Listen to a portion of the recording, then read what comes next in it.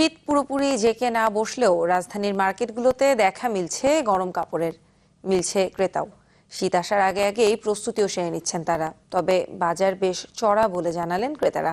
আর বিক্রেতারা বলছেন এখনো জমেনি শীতের কাপড়ের বাজার। পুরোদমে শীত আসতে এখনো বেশ কয়েকদিন বাকি। তবে রাজধানীর মার্কেটগুলোতে শীতের পোশাকের আয়োজন শুরু হয়ে গেছে। সব বয়সীদের জন্য নানান ধরনের পোশাকের পসরা সাজিয়ে বসেছেন বিক্রেতারা। শীত আসার আগেই তা মোকাবেলায় প্রস্তুতিতে ব্যস্ত ক্রেতারা। হঠাৎ ঠান্ডা আবার হঠাৎ গরম, তাই পূর্ব প্রস্তুতি আর কি। যা প্রথম দিকে তো একটু মনে হচ্ছে একটু বেশি। গ্রামের বাড়িতে যাই আমরা, প্রচুর শীত, কুয়াশা টুয়াশা পরে, এই জন্য দরকার হয়। ক্রেতারা আসছেন ঠিকই, কিন্তু ঘুরে দেখে যাচাই বাছাই করছেন বেশি।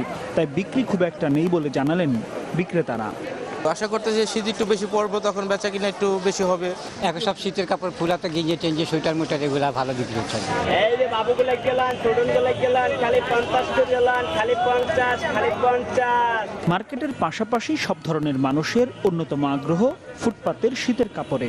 সাধ্যের মধ্যে সব ধরনের পণ্যই পাওয়া যায় এখানে। তবে ক্রেতা নেই আশানুরূপ। লোকজন একটু আস্তে আস্তে আসতেছে, আর আমাদের প্রোডাক্টও আস্তে আস্তে আনতেছি।